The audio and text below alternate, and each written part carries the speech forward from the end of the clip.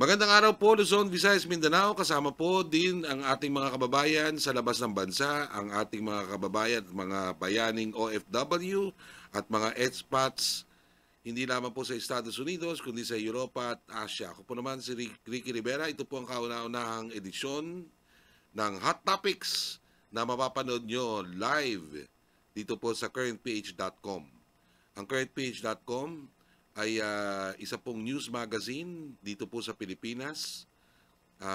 Ito po ay naitayo since 2019 po, kung matatandaan ko. So ito pong Hot Topics ay mga may init na issue po nangyayari sa ating bansa ngayon na kailangan nyo malaman. At sa bawat pipili lamang po ako ng mga 5 mga hot topics na nagaganap din sa Pilipinas at magbigay po tayo ng mas malalimang analysis hingil po sa mga kaganapang ito. Ang unang-una po nating issue ay ito pong inilabas ng Philippine Statistics Authority na ang inflation daw ay bumaba ng 2.8%. Ito pong nakaraang Enero.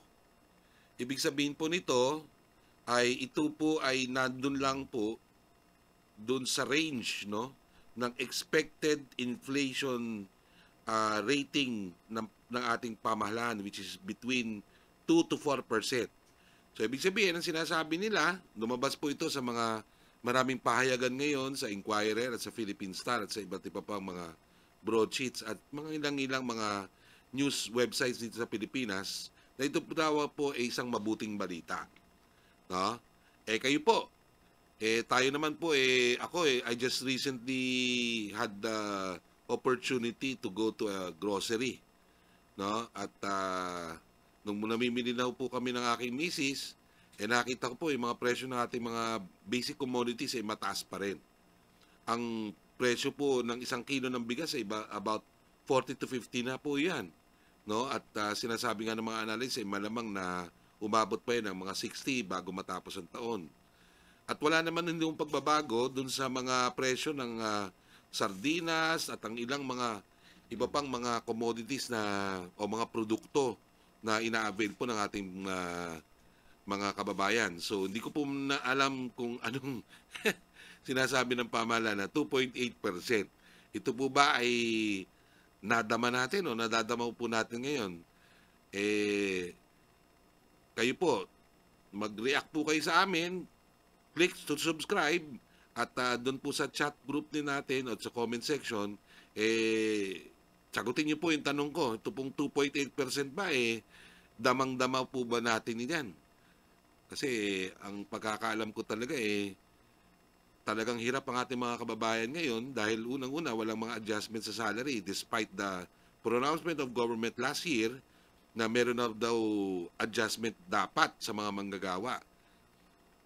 Pagkakaalam ko ngayon hanggang ngayon, hindi pa huli pinapatupad ng ating mga businesses, mga ilan-ilan.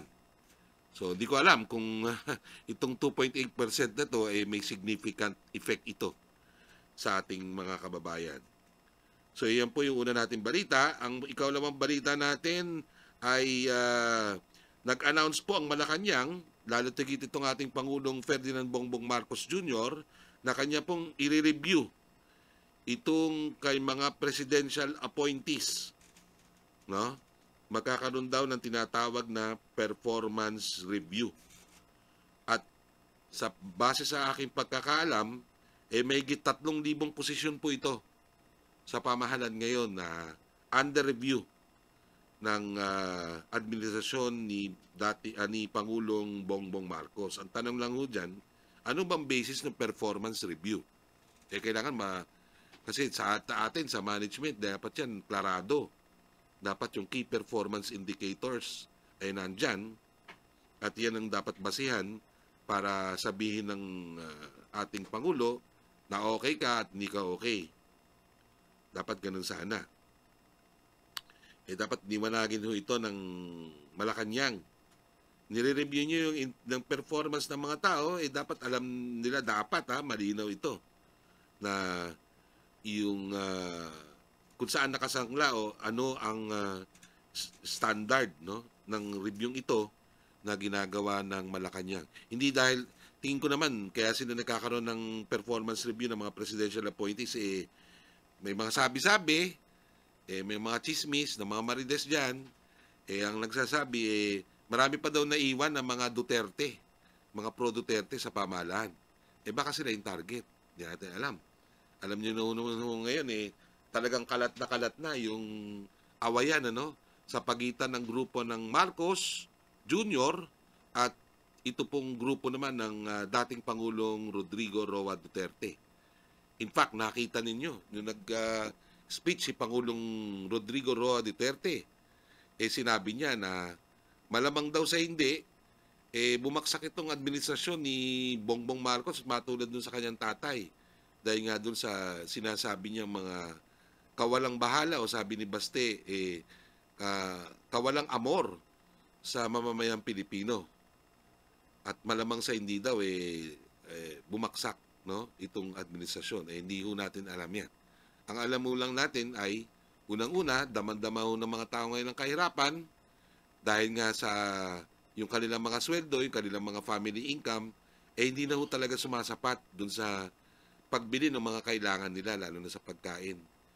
Kung ako ho ang Pangulong Marcos, imbis na kung ano iniintindihin, intindihin ho yung ating ekonomiya. Total, kasama naman ho yan sa balak niya sa totoo Kasi sabi niya, nung kanyang nag-assume siya ng pagkapangulo, noong 2022, ang sabi niya, ang plano niya 2 taon at kalahati ng kanyang administrasyon, ibubuhos po nila para magkaroon ng reforma sa ating ekonomiya. At ang mga reformang ito ay included doon yung pag-encourage ng foreign direct investments at mga local investment. Ang tanong, tayo ho ba may mga inaasahang mga investment na mapasok sa Pilipinas? Sabi ho ni Macoy Jr., yung kanyang paglilibot sa iba't ibang mga bansa, nagbunga na raw.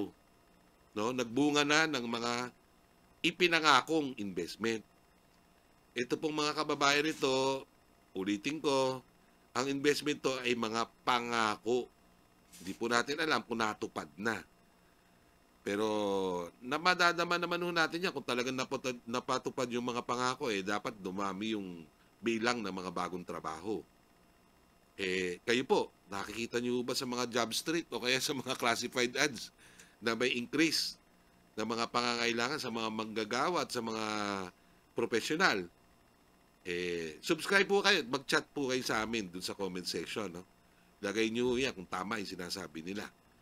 At speaking itong sinabi ni Pangulong Duterte, kamakailan lang at napakainit po ngayon, sinasabi po ng ating Pangulong Duterte na dahil daw pinabayaan ng pamahalaan itong Mindanao, nararapat daw na magkaroon at panahon na upang magkaroon ng kilusan o movement ng mga taga Mindanao para hilingin yung kanilang separasyon mula sa Republika ng Pilipinas. At magaganap daw ito sa pamamagitan ng pagkalap ng mga lagda mula sa mga Pilipino o mga mamamayan na nais maging independyente ang Mindanao. So, at sinabi pa rin niya na ang mamumuno daw dito ay walang iba kundi ang kanyang matalik na kaibigan na ang dating speaker, Pantaleon Alvarez. Sapagkat si Alvarez daw dati nagpanukala na nito na ihiwalay ang Mindanao mula sa Republika. Ang marami nagtatanong dyan, posible ho ba ito na ganun-ganun kasimple na kumalap ka ng lagda, maaari nang humiwalay yung isang portion ng iyong teritoryo mula sa Estado. Okay? Ang sagot po dyan, base sa international law, maaari. Ang problema, hindi mo maaaring gawin yan nang magkakalap ka na ng pirma. Okay? Ng mga tao dun sa Mindanao. Hindi ho ganun kasimple yan. Para yan, maging makabuluhan at maging seryoso ang United Nations. Kasi sabi ni Duterte, kakalapin namin ang independensya ng Mindanao sa pamamagitan ng pagkuha ng recognition daw mula sa UN na ang Mindanao ay posibleng maging estado. So, ang tabayanan po natin yan at may mga pag-uusap ngayon at may mga, in fact, nung nakaraang Friday balita natin, ay ito pong si Alvarez kasama ng ibang mga close na mga political associates ng dating Pangulong Roa Rodriguez Duterte ay nagkaroon na raw ng mga hearings doon sa Mindanao. At ginagather na nila itong mga grupong na ito na gusto na ihiwalay ang Mindanao mula sa Republika ng Pilipinas. So developing story po ito at I'm sure antabayanan natin yan kung anong pwedeng pangyari kasi ayon naman sa mga taga-gobyerno at ayon naman sa mga ilang mga legal experts, hindi daw ito posible na ihiwalay ang Mindanao.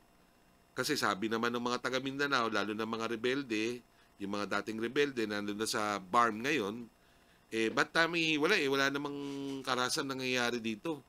Ibig sabihin, wala nang terorismo, matahimik na ang Mindanao. Tapos ihiwalay mo. Anong basis para hiwalay mo ang Mindanao? Plus the fact also na ang Mindanao, mga kababayan, yan basically agrarian at agricultural based economy ang Mindanao. Ibig sabihin yan, yung kanilang mga prutas, mga produkto, para maging profit yan o para maging pera, binagbibili po yan sa Metro Manila. So, kung ikaw se-separate mula sa Republika, ano mangyayari sa ekonomiya ng Mindanao? No? So, patuloy po yung tatalakayin. At kung tumutok lang ko kayo dito sa currentph.com, sa aming mga YouTube at mga digital assets, sa Friday po, tatalakayin po yan nung dun sa agenda ni Attorney Fred Mison. Wag na wag niyo kalilimutan yon. Every Friday yan, alas 10 hanggang alas 12 ng tanghali. No? Binobroadcast din po namin yan sa aming mga digital channels. Magaganda, very interesting yung guest nitong ni Attorney Mison. So, tatalakayin nila dyan yung secession as well as charter change. At speaking sa charter change, pang-apat po natin yung issue, nagsalita na po yung ating mga kumbaga mga legal minds, no? Tungkol po sa charter change. Isa po dito, si dating Supreme Court Justice Antonio Carpio. Ang sinasabi niya, hindi daw pwede na maglabas ng isang special resolution ng Kongreso na kung saan magpapanukala sila ng pagbabago ng konstitusyon. Sang-ayon daw sa ating konstitusyon, ang desisyon para baguhin ang ating saligang batas, nakasalalay po yan, hindi lamang po sa balikat ng ating mga congressman, kundi balikat din ng Senado.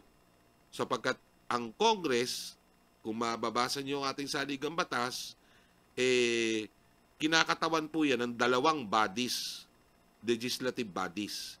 Ito pong House of Representatives at ito pong Senate of the Philippines.